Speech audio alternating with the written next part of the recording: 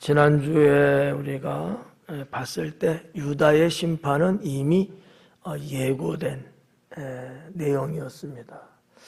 하나님께서는 이사야 선지자에게 유다가 심판받을 것을 예언하라고 말씀을 하셨습니다. 오늘 18절부터 25절까지의 내용이 심판에 대한 내용이에요. 근데 이렇게 가만히 이렇게 보면은 어떻게 보면 또 축복도 하는 듯한, 위로하는 듯한 내용도 있는 듯하게 보이지만 그러나 그렇지는 않습니다. 우리 한국 성경에 기록된 내용을 문자 그대로 보면 하나님의 축복이 그래도 그들에게 있는 건 아닌가 이렇게 볼 수 있는데 전혀 그렇지 않습니다. 그 부분을 강해하면서 하나님의 심판이 어느 정도까지 임한다고 예언을 하고 계시는가, 이 부분 여러분들이 놓치지 않기를 바라고요. 왜 남유다는 하나님의 그와 같은 심판을 받을 수밖에 없었을까? 이유는 단 하나예요. 하나님을 의지하지 않았기 때문이죠. 그들도 살면서 이런저런 죄 짓죠. 실수할 수도 있고 잘못된 길을 걸어갈 수도 있고요. 하지만 하나님이 보는 관점에서는 뭐가 문제였을까? 하나님을 의지 안 했다는 거예요. 오늘 찬송 337장에도 그 가사의 내용을 보면은 우리가 너무 무거운 짐 때문에 쓰러지고 넘어지고 일어날 수조차 없어요. 이러한 일이 온다고 하면은 여러분들은 어떻게 하실까? 그 일을 당하지 않으려고 발버둥 치겠죠? 별별 수단을 다 동원시키겠죠? 때로는 사람도 붙잡아보고 때로는 환경을 바라보기도 하고 누군가 짠 나타나갖고 도와주진 않을까라는 생각도 기대를 해보기도 하겠죠. 근데 저는 좀 생각이 달라요. 그러면 그럴수록 더 늪에 빠져들어갈 것이고 더 멸망의 날은 가까이 다가올 것이다 라고 하는 것이죠. 좀 이상하지 않아요? 그런 어떤 환난과 고초가 오면 나름대로 내가 백방으로 뭔가 움직이고 노력해야 되지 않을까요? 하나님은 그걸 원하지 않습니다. 그럼 어떻게 될까요? 그냥 죽더라도 하나님 앞에 매달리는 거예요. 이와 같은 것은 일찍이 성경 전체에서 하나님은 말씀을 하셨다는 거죠. 우리가 너무나 잘 알고 있는 아브라함 같은 케이스도 이삭 같은 케이스도 다 그런 거거든요. 흉년이 오고 가뭄이 들고 먹을 것이 없고 그러니 여러분 가만히 앉아서 죽어요? 그럴 수는 없잖아요. 그래서 선택한 게 뭐죠? 애굽으로 내려가는 거였어요. 하나님이 애굽으로 내려가라고 그랬나요? 그러지 않았어요.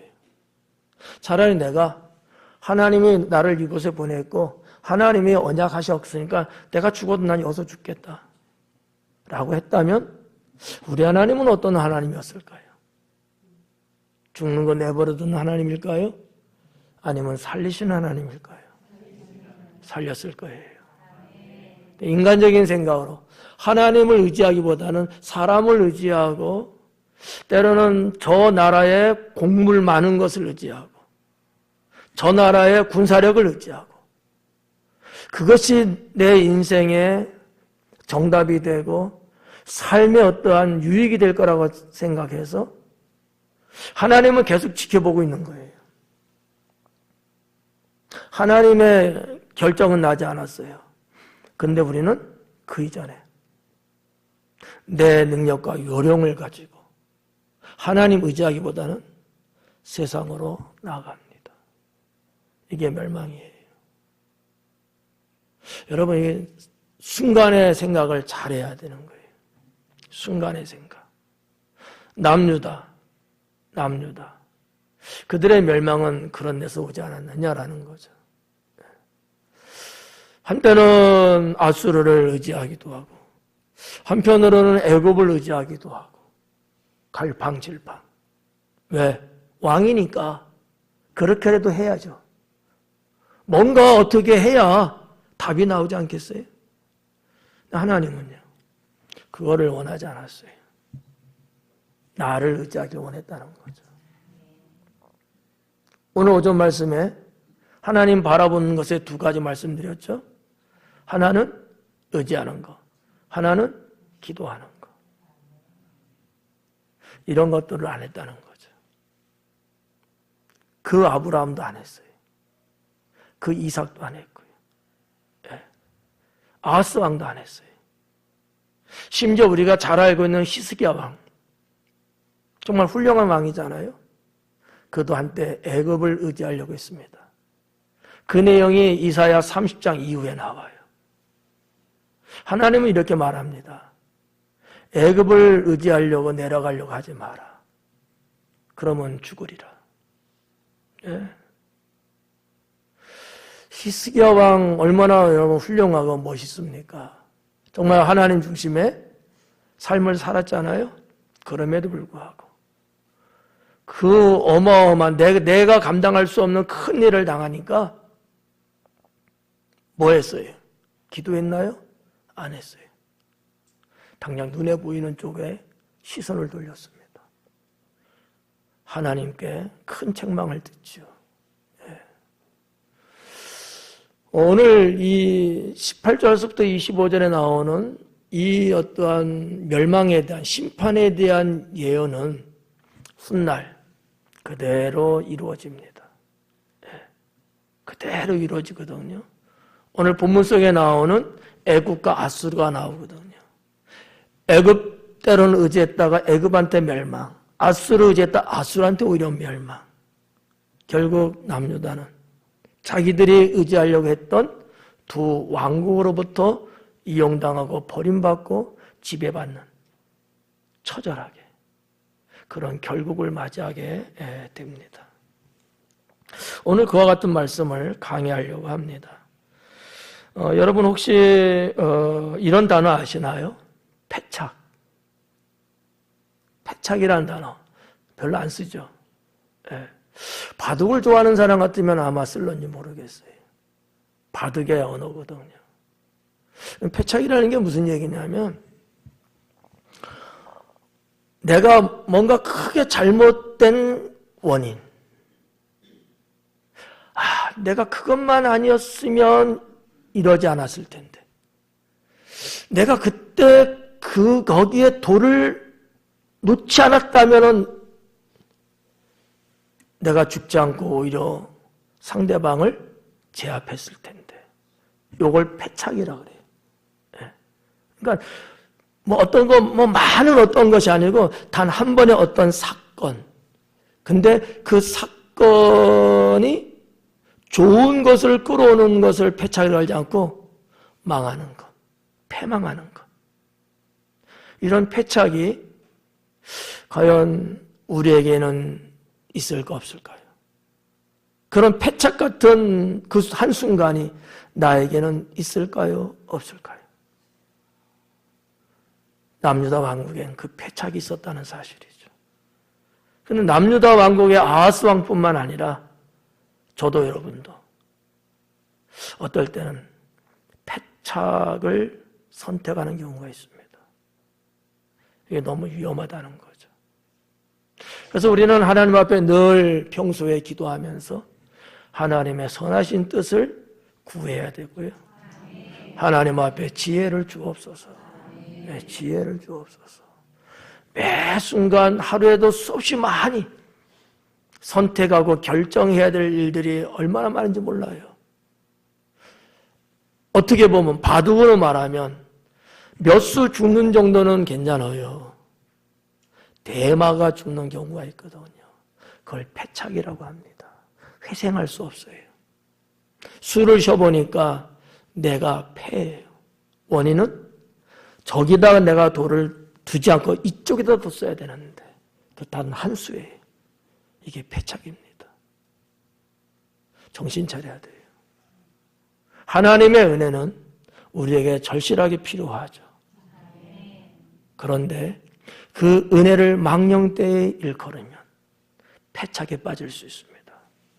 때로는 하나님이 그쪽으로 이끌어가면서 심판하십니다.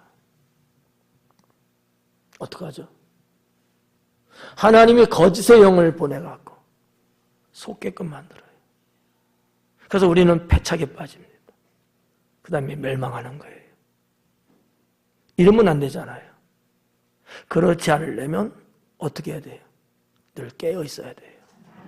정신 차려야 합니다. 네. 지금 여러분 세계가 전쟁에 휩싸이고 있잖아요.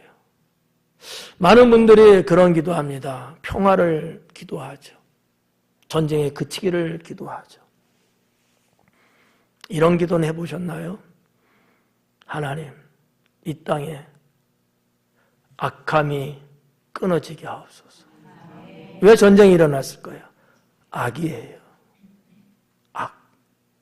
악한 것 때문에 시작된 거거든요. 그 악함이 누구냐라고 말하면 역사적으로 상당히 긴 내용이 나오겠죠. 어쨌든 간에 저는 그렇게 기도합니다. 하나님, 전쟁, 평화 다 좋아요. 저는 그것보다도 이 땅에 악함이 끊어지게 하옵소서.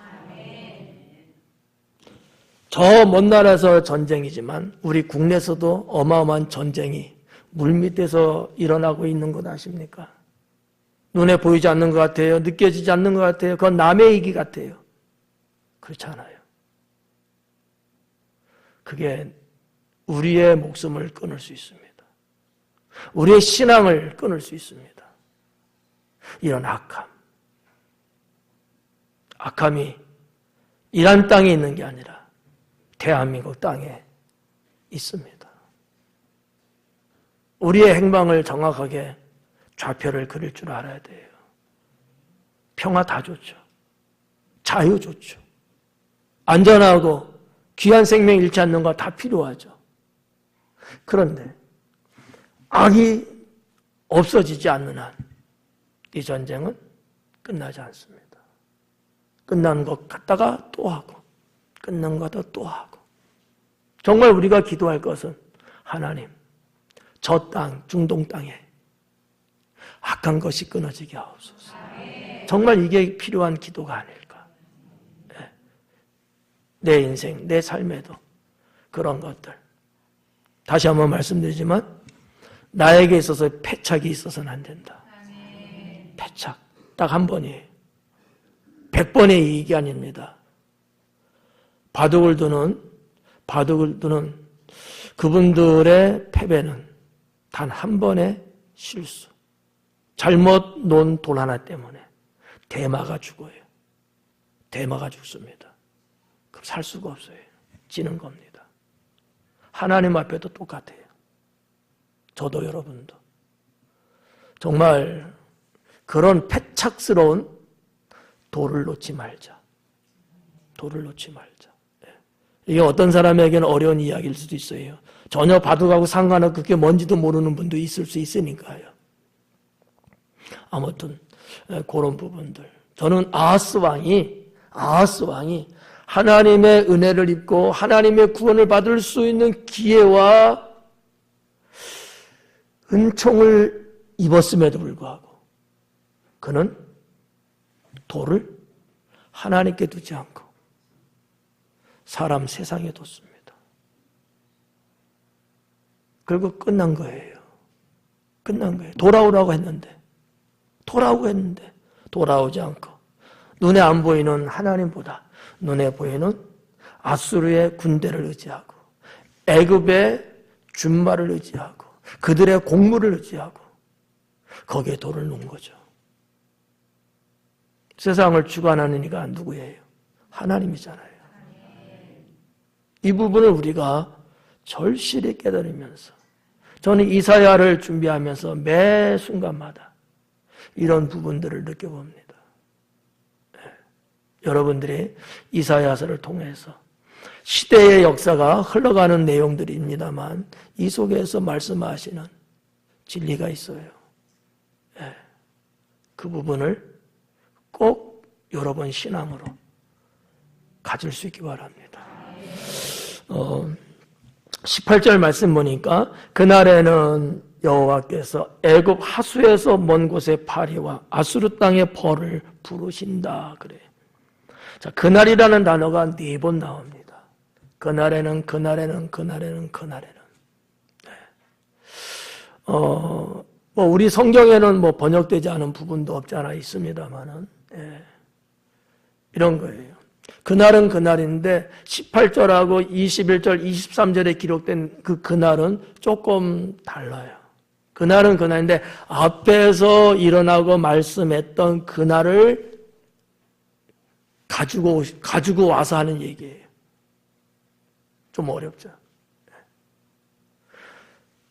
앞절에서 말씀하고는 그날, 이 날을 가져오는 거예요. 예하츠라고 하는 단어로 구성되는데 이건 번역은 안 됐어요. 시간의 경과, 시간의 흐름을 나타내는 단어거든요.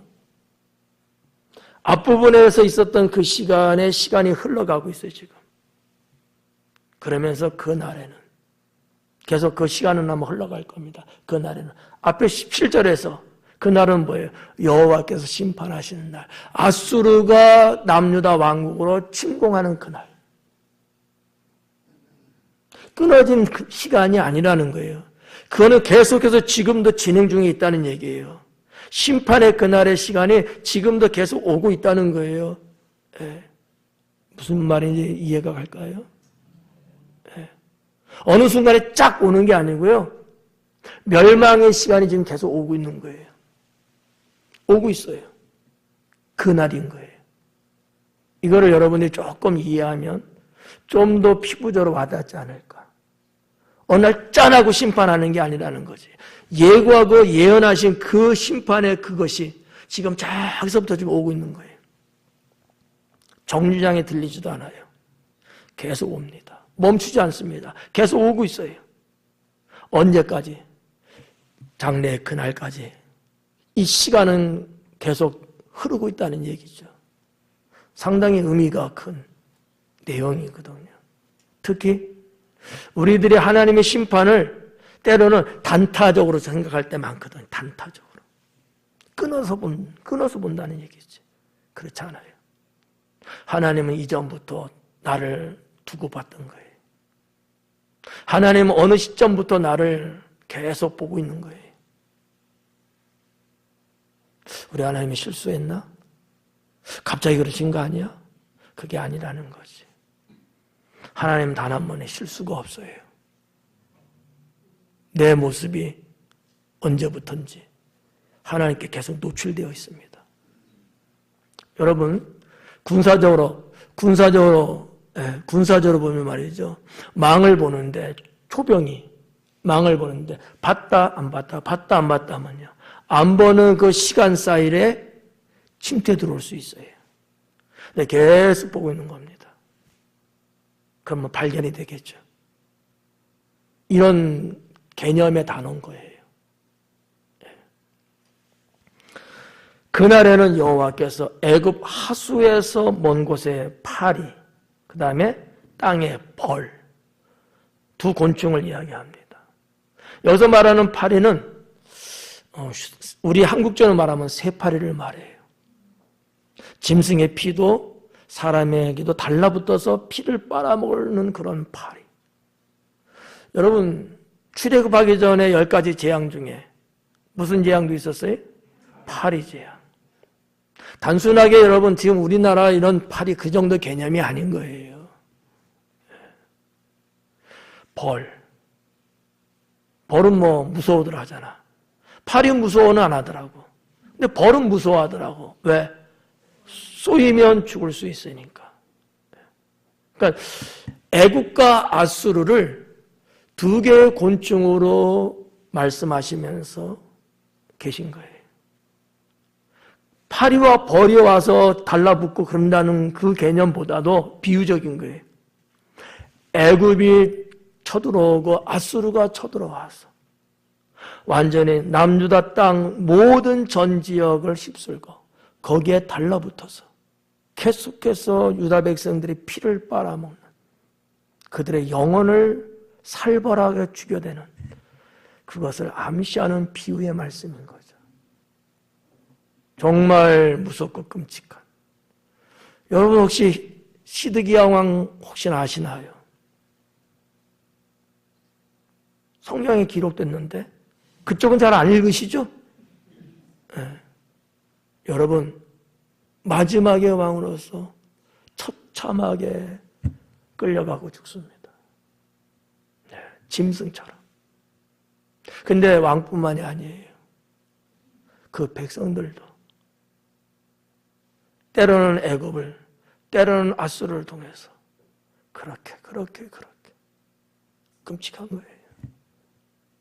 이런 것들이 예언되고 이런 것들을 예고하고 이런 것들 때문에 하나님이 주의 종을 보내서 말씀을 전하셨음에도 불구하고 그들은 여호와 하나님을 의지 안 해요. 못 믿겠는 거야. 하나님 말고 당장 우리에게, 나에게, 우리에게 뭔가 힘이 될 만한 것이 더 우선적인 거였어요. 이해가요. 저도 그럴런지도 모르죠. 어쨌든 하나님 말씀은 그렇게 기록되었습니다.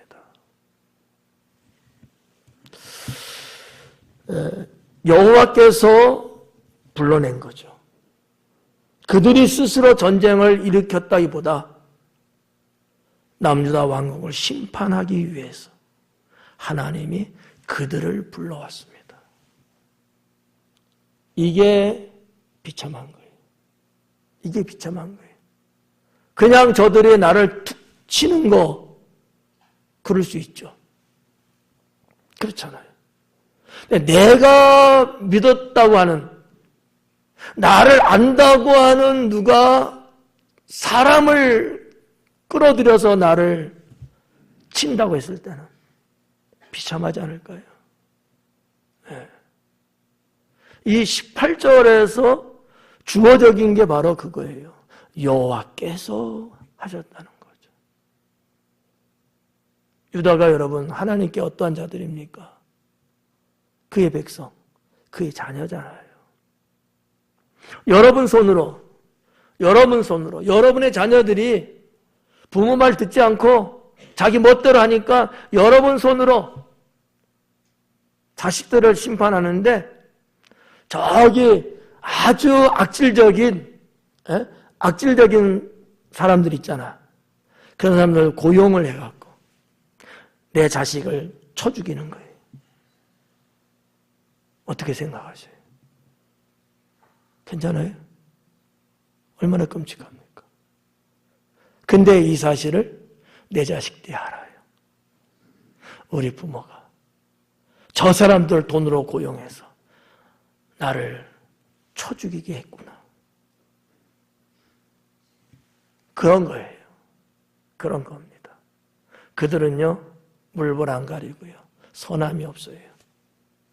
뭐밖에 몰라요? 돈 받고 고용받았어요. 자기 할 일을 하는 것 뿐입니다. 양심의 가책이 없어요. 당시의 애굽과 아수르가 그랬다는 얘기죠.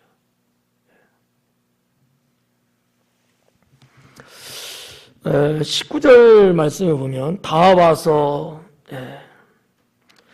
그들을 부르시리니 다 와서 거친 골짜기와 바위 틈과 가시나무 울타리와 모든 초장에 앉으리라. 전 지역에 다 그들이 지배하고 있다는 얘기죠. 전 지역에 다. 봐봐요. 골짜기인데 거친 골짜기야.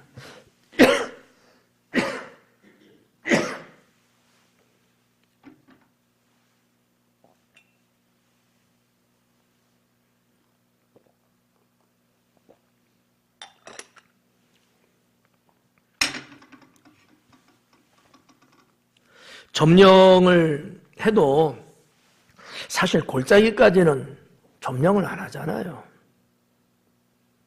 근데 거친 골짜기거든요. 그러면 더더욱 거기는 안 가겠죠. 거기까지도 다. 그러니까 저들이 없는 곳이 없다는 얘기예요. 네, 없는 곳이 없어요. 우리나라 여러분 6.25 동란 때도 전쟁이 일어난지도 몰랐던 그런 지역도 있대잖아요. 북한군이 여러분 남아있을 때 뭐 아주 살벌하게 그냥 모든 동네 모든 마을 다 빼곡하게 막 이렇게 장악했을까요? 그러진 않았단 말이에요. 그런데도 불구하고 수많은 인명살상이 일어났거든요. 꼼짝 못했잖아요. 근데 여기 지금 이사야 선지자가 하신 말씀은 거친 골짜기에도 거친 골짜기예요. 네. 뭐 있을 데가 없죠. 유대 백성들도 거친 골짜기는 안 살아요. 거긴 짐승도 안 끌고 가거든요. 근데 이들은 거기까지도 점령하고 장악하고 지배하고 있다는 얘기죠. 바위 틈. 이 바위 틈은요, 때로는 햇볕도 피하고, 혹시나 그런 일은 거의 없지만 비가 갑자기 쏟아지면 피해될 수 있는 곳이기도 하고요. 때로는 뭐 양식을 먹을 때도 거기를 움집으로 여겨서 또 필요한 대로 또 쓰기도 하고 이런 곳이거든요. 어떻게 보면 생활의 터전일 수도 있어요. 근데 거기도 바위 틈도. 다윗이 도망 다닐 때 이 바위 틈에 숨어 있기도 했거든요. 샅샅이 뒤진다는 게 샅샅이다. 가시나무 울타리 모든 초장에 앉으리라. 저는 이 19절의 말씀을 보면서 얼마나 많은 이들이 그 자그마한 유다 땅에 들어와서 새까맣게 파리떼가 끌듯이 말이에요. 파리떼가 끌듯이. 그럴까? 근데 기가 막힌 게 하나 더 있어요. 여기 말씀 19절에 보니까 앉으리라 그러잖아요. 앉으리라고 번역됐습니다만 원어적으로 번역하면 이런 거예요. 긴 시간 동안 머무른다라는 얘기. 좀 다른 말로 하면 쉴 것이다라는 뜻이거든요. 쉴 것이다. 언제? 긴 시간 동안. 잠깐 그런 현상이 있다가 없어지는 게 아니고 긴 시간, 사람의 숫자로 헤아릴 수 없을 정도의 긴 시간 동안 거기에 머무를 것이다라는 거지. 오랜 세월 동안 남유다를 지배하는 것을 예언하고 있다라는 얘기죠. 20절에 보면 그날에는 주께서 하수 저쪽에서 세내온 삭도, 주께서 하수 저쪽에서 세내어온, 이 세내온이라는 말이 어감이 참 그럴 거예요. 우리가 물건 같은 거 이렇게 새 내왔다 하잖아요. 그 얘기거든요. 가지고 온 삭도예요. 저기서 칼을 갖고 온 거예요, 삭도. 뭐 하려고? 유다 백성들의 털을 깎아버리려고. 이거는 유다인들에게서는요, 가장 치욕적인 거거든요. 그러니까 이런 단어로 번역할까요? 완전히 유다 백성은 유린당하고 있다라는 얘기거든요. 머리털 밀어버리고요. 수염 깎아버리고요. 발털까지 깎는데요. 머리 깎는 것도 뭐 치욕스럽지만 수염을 깎는 것은 그 사람의 생명을 끊는 거거든요. 근데 발털도 깎아낸대요. 아주 완곡어법을 쓴 거예요. 발털이라는 얘기는. 성경에서 구약시대 때 이 발이라는 것은 생식기를 의미하고 있거든요. 그러니까 사람으로서 가장 숨겨져 있는 부분, 남자든 여자든 생식기에 자라는 털까지도 깎아낸다는 얘기거든요. 괜찮겠어요? 여러분, 이게 얼마나 수치스러운 거예요. 사람을 벌겨놓고 모든 몸에 있는 털은 다 깎아버린다는 거지. 이 말은 어떻게 보면 짐승화시키겠다는 얘기거든요. 짐승화. 저는 그렇게 해석해요. 무서운 겁니다. 주께서 하수 저쪽에서 세네온 삭도 곧 아수르 왕으로, 아수르 왕 얘기예요. 네 백성의 머리털과 발털을 미실 것이요 수염도 깎으리라. 여러분, 아수르는요 정말 무자비하고요 무서운 민족입니다. 지금 그 아수르가 지금 전쟁하고 있는 이란, 이라크 거기에 이란이에요. 우리 하나님이 정말 싫어하는 쪽입니다. 옛날 역사적으로 쭉 거슬러 올라가면 하나님의 백성을 계속해서 침략하고 그들을 노예화시켰던 민족이 아수르예요. 그 다음은요 바빌론이잖아요. 똑같은 지역들이에요. 그 다음엔요 페르시아입니다. 같은 민족들이 다요. 하나님의 관점에서 볼 때 이 전쟁을 어떻게 보실까? 우리는 휴머니즘적으로, 우리는 인간적인 생각으로 전쟁을 아마 볼 거예요. 저는 그렇지 않아요. 하나님의 역사로 저는 봅니다. 예언한 거거든요. 말세 일어날 일들에 대해서. 우리가 뭐 이렇게 하고 안 하고 그렇다고 해서 이것이 좌지우지 되는 게 아니다라는 얘기죠. 하나님은 그 마지막 날을 지금 향해서 지금 계속 시간이 가고 있는 거예요. 그 중에 하나의 사건인 거죠. 그래서 제가 말씀드렸잖아요. 자유다, 평화다, 어쩌다 그런 기도도 물론 훌륭한 기도겠지만 더 근본적인 문제, 악에 대한 문제다. 악에 대한 문제. 악이 제거만 되면 전쟁이 되겠어요? 안 되잖아요. 악에 대한 문제다. 이렇게 보는 거죠. 그래서 날마다 다른 뉴스는 거의 안 봐요. 지금 일어나고 있는 중동 사태. 그쪽을 좀 유심하게 보면서 또 한편으로는 세계 역사를 다시 한번 훑어보면서 여러 책을 통해서 AI를 통해서 역사적인 다시 한번 쭉 지금 나름대로 좀 보고 있습니다. 그게 우리 강의하고도 연관되어 있는 내용들이기도 하고요.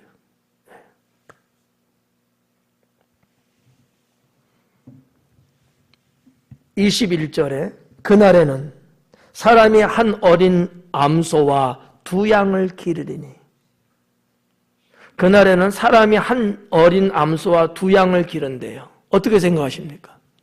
괜찮죠? 양을 기르고요, 소를 기르는 거예요. 그것도 암소예요. 새끼 날 수 있는 암소. 괜찮잖아요? 그 얘기가 아닌 거예요.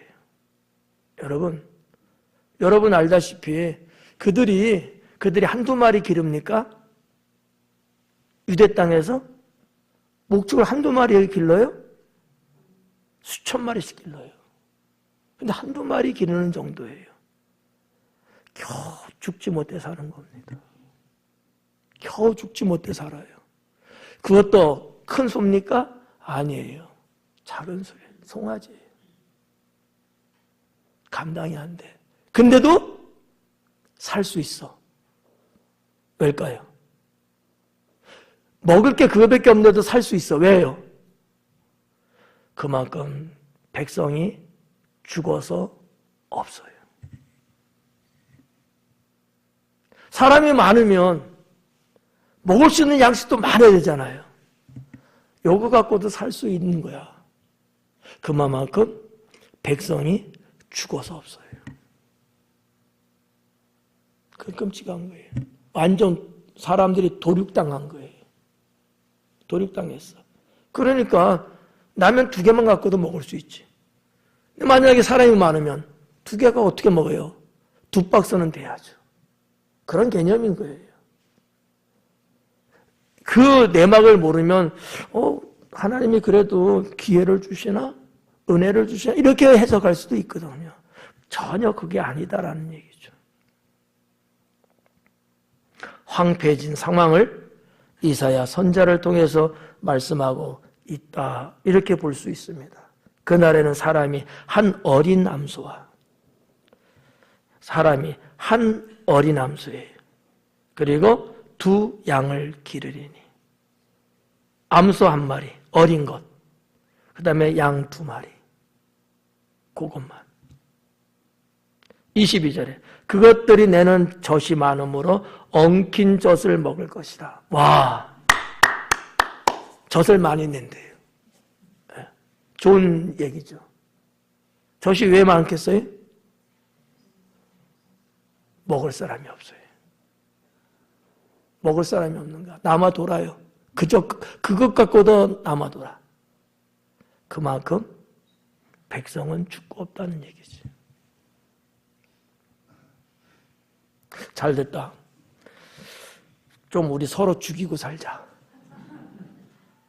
그럼 뭐 양식 많지 않아도 되니까. 그럴 순 없잖아요. 그죠?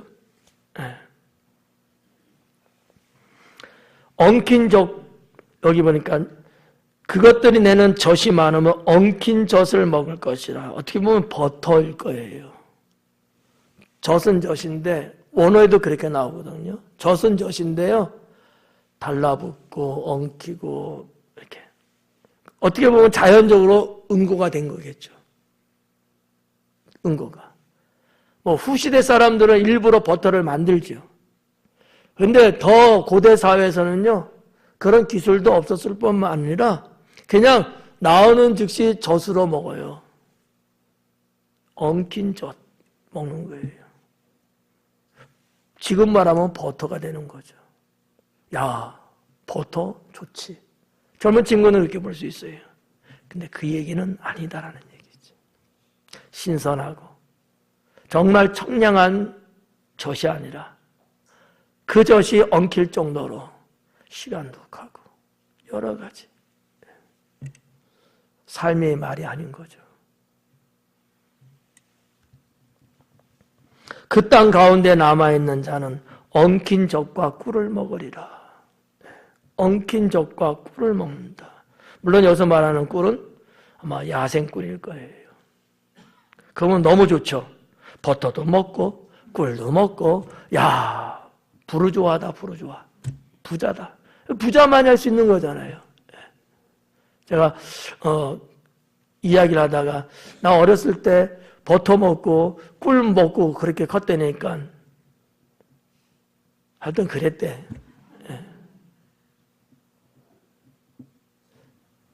여기서 말하는 이 버터와 꿀은 풍족하고 부유해서 먹는 그 개념을 말하는 것이 아니었다라는 얘기죠.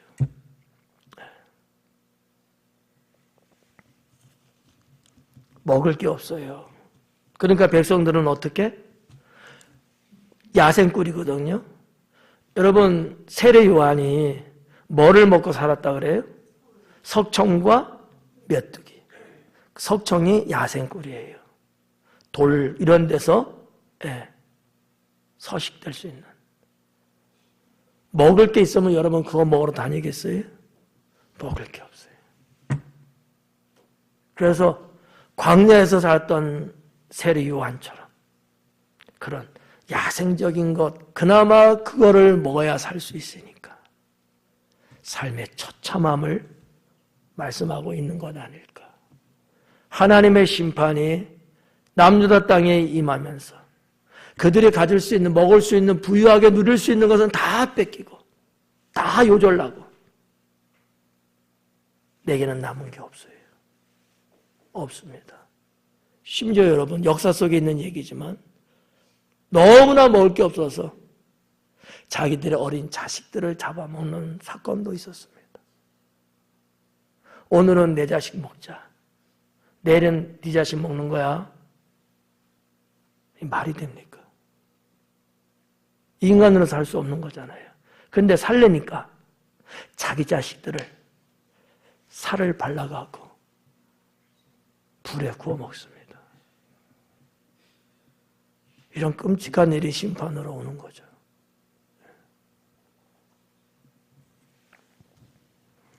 23절에도 보니까 뭐라 그래요? 그날에는 1000그루의 은 1000개의 가치가 있는 포도나무가 있던 곳마다 찔레와 가시가 날 것이라. 지금 그날에 쭉 나면서 어떠한 내용의 분류를 이렇게 따로따로 하고 있는 거예요, 지금. 다 다르죠? 분류가. 못 느꼈어요? 제가 하려다가 시간이 가니까 일부러 안 하고 지금 넘어오는 거예요, 그냥.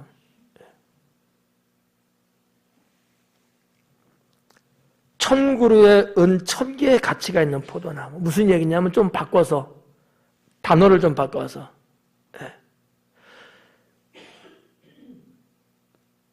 이 1000그루, 포도나무가 1000그루가 있어요. 근데 1000개의 가치가 있는 나무야, 한 나무당. 무슨 얘기냐면, 은을 말하는 거거든요. 이 당시에 세켈, 1세켈이, 지금 우리나라 돈으로 말하면 한 60만 원 됩니다. 은 하나가. 그게 4데나리온이거든요. 이것도 뭐, 제가 다 또 소상히 말하면 또 오히려 복잡하니까, 은 1세켈이면 11.4g이거든요. 그러면 노동자가 4일 품삯 받는 거와 똑같은 거예요. 그 당시에 4데나리온. 로마 시대로 보면 요 정도 가치가 돼요. 근데 여기 보니까 뭐라 그랬어요? 1000그루예요. 근데 은 1000개의 가치가 있대요. 나무 하나에. 어마어마하지 않아요? 뭐가 뭔지 개념이 없어서는 모르죠? 예. 극상품이라는 얘기, 포도나무가. 극상품인데, 은 1000개의 가치가 있는 포도나무가 있던 곳마다. 은 1000개의 가치야. 이거를 환화로 제가 계산해 보니까 6억이 나옵니다. 이거는 계산이 안 되는 얘기야. 무한대 얘기예요. 1만 달란트 빚진 자, 100달란트 빚진 자, 1만 달란트. 이건 숫자로 계산이 안 나와요. 어마어마 큰다는 의미거든요. 이것도 똑같아요. 이 남유다 땅의 이 포도나무가 최고의 극상품이라는 거예요. 돈으로 환산하면 1000세켈 되는 거야. 한국 돈으로 말하면 6억이에요. 그런 게 1000그루라는 거야. 1000그루. 포도나무 1000그루. 아무도 놀라지도 않고 뭐가 뭔지 지금 벙쪄갖고 지금 계산이 안 되죠. 그런 나무 가져본 적도 없죠? 네. 기가 막힌 게. 그러면 여러분 1000그루의 포도나무면 이거는 큰 농장 아니겠습니까? 근데 거기 아무것도 없는 거예요. 이게 다 회파된 거야. 그래서 뭐라 그래? 그 있는 곳마다 찔레와 가시가 날 것이다. 이게 말이 돼요? 매년 그걸 잘 이렇게 농사하고 상품을 잘 이렇게 해갖고 출하하고 그거 먹고 살고 그러는 거잖아요. 근데 농사를 지을 수 있는 사람도 없고 황폐해진 거야. 그러니까 거기서 뭐가 나와요? 찔레와 가시만 무성하게 자라고 있는 거죠. 이만큼 남유다는 황폐해졌다라는 얘기입니다.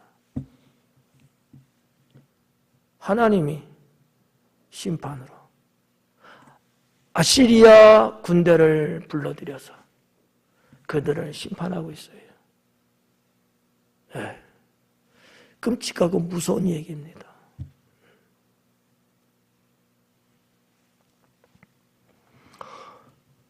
(24절에도) 보니까 온 땅에 찔레와 가시가 있으므로 화살과 활을 가지고 그리로 갈 것이요.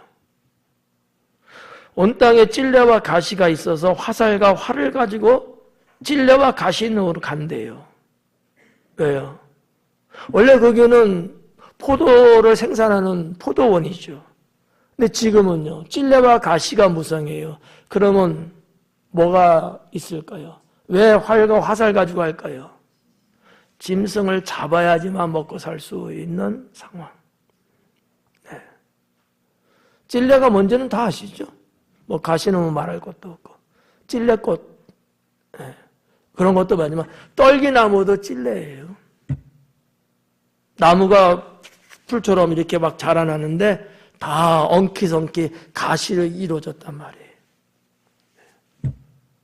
찔레. 그리고 가시. 이 찔레 가시는요, 일반 가시보다 상당히 탄탄하다고 합니다. 사람이 찔리면 당연히 피 나겠죠. 독성도 있고요. 그래서 사람들이 근접을 안 해요. 살 수 없죠. 우리 뭐 한국에도 보면 산 같은 데 이렇게 사람 안 지나다니는데 혹시나 들어가면 때로는 가시덩굴 같은 걸 만나는 경우 있거든요. 모르시나 보네. 부유하게 사셔서. 저도 어릴 때 산 타고 산에서 뭐 하여튼 뛰어놀고 뭐 그러면서 보면은 사람 다니는 길에는 그런 게 없지만 안 다니는 데 가면 그런 데 있거든요. 그러면 때로는 막 이렇게 살도 찢어지고 이런 경우들이죠. 그래서 사람들이 안 가요. 근데 그 풍성했던 포도 농장이 찔레와 가시로 가득 차갖고 도저히 거기서는 어떤 것도 생산이 안 돼. 그런데 이제 때로는 이런 들짐승 같은 것들이 있잖아요. 그래서 활을 갖고 다니면서 짐승을 잡아야만 이제는 먹고 살 수 있는. 전에는요, 땅에서 돋아나는 좋은 곡식들, 그리고 이런 어떠한 식물들, 이런 거로 배부르고 정말 부유하게 살았던 사람들인데 그게 안 되는 거예요. 비참하지 않아요? 네. 농경지가 다 황폐해졌다라는 의미가 아닐까 이렇게 볼 수 있고요. 그래서 뭐 유대인들이 원래는 뭐 물론 목축도 하고 하지만 농사들도 많이 짓거든요. 이런 것들이 이제 바뀐 거예요, 업이. 사냥하는 쪽으로. 근데 그게 개체수가 별로 없거든요. 그러면 누구를 잡아먹을까? 각자 생각해 보세요. 누구를 잡아먹을까? 짐승을 잡아먹으려고 해도 여러분 광야 사막 지역에 짐승이 있으면 얼마나 있겠어요? 그것도 여의치 않고. 24절 온 땅에 찔레와 가시가 있으므로 화살과 활을 가지고 그리러 갈 것이요 보습으로 갈던 모든 산에도 찔레와 가시 때문에 두려워서 그리러 가지 못하고. 그러니까 찔레와 가시라는 것은 어떤 식물학적으로 이렇게 기록했어요.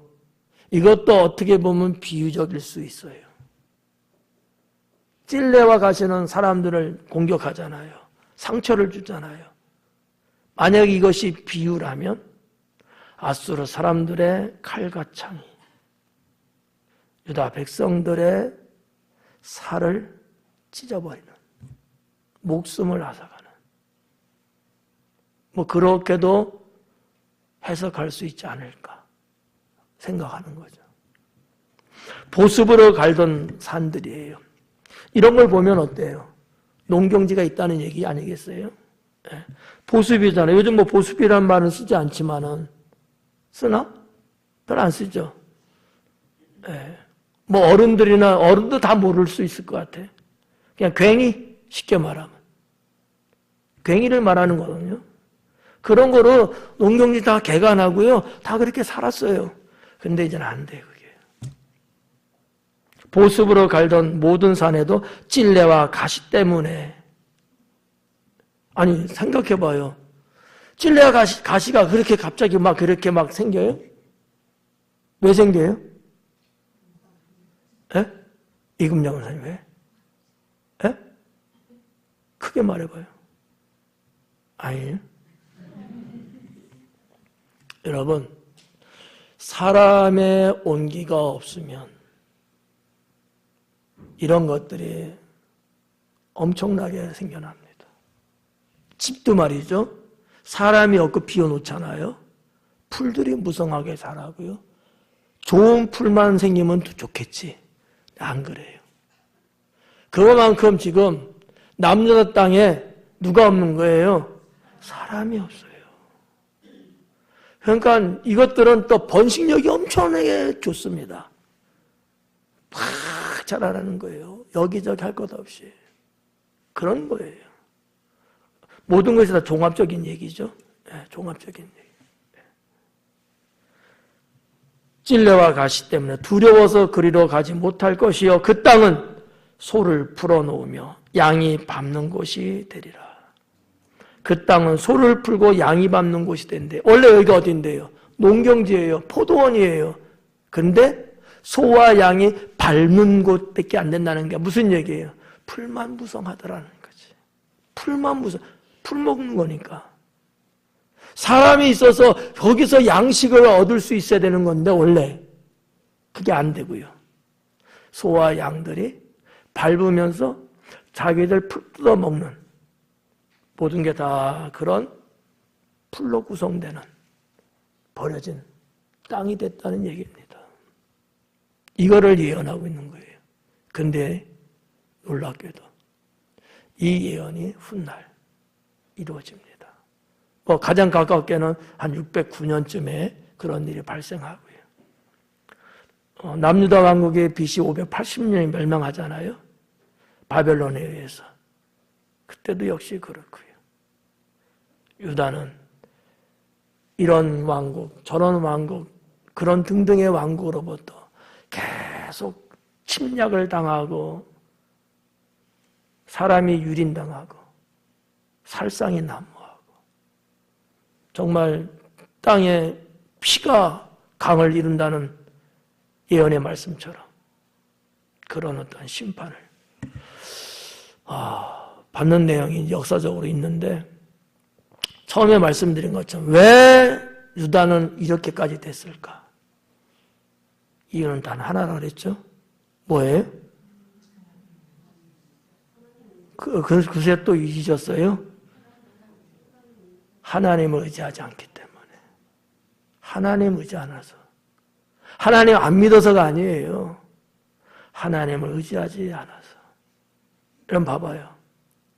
유다 백성 중에 모두가 다 그렇게 아하스 왕처럼 못돼 먹고 죄 짓고 막 그랬을까요? 아니잖아요. 일국의 왕 하나가 잘못돼서 모든 백성이 다 그렇게. 다윗 때도 여러분 인구조사하면서 하나님의 심판이 임하잖아요. 둘 중에 하나 선택해라. 정말 어떻게 보면 죄 없는 백성 수없이 죽어요. 이런 것처럼. 나 한 사람 때문에. 나 한 사람 때문에. 나 한 사람의 패착. 다시 한번 바둑 이야기했으니까 바둑으로 가요. 복귀 한번 해봐요. 나 하나의 패착 때문에, 나 한 사람의 선택 잘못 때문에, 나 하나의 결정 잘못 때문에, 나 하나의 죄 때문에 나와 연관된 사람들, 내 가정, 내 직장, 내 사업 할 것 없이 그럴 수도 있지 않겠느냐라는 거죠. 그럼 우리는 어떻게 해야 돼요? 하나님을 의지해야 된다. 하나님의 도와줄 기미가 안 보여. 어떻게 해요? 에? 난 너무 힘들고 어려워. 너무 힘들고 어려운데 하나님의 도와줄 생각을 안 해. 어떻게 해야 돼 그러면요? 그냥 죽으세요. 그냥 죽는 거야. 그래 주님 나 영 죽이세요. 여기서. 내가 죽더라도 나는 죽을 때까지 나는 하나님 의지할게요. 내가 그냥 나서서 뭐 해보겠다고 정신없이 이리 뛰고 저리 뛰고 그렇게 안 하고요. 하나님이 하실 일이니까 나는 기도하고 하나님 때를 기다릴게요. 그러면 하나님이 살리는 거예요. 그거를 안 한 거거든요. 오늘 강해의 주제는 그겁니다. 하나님을 의지해야 된다. 기도하겠습니다.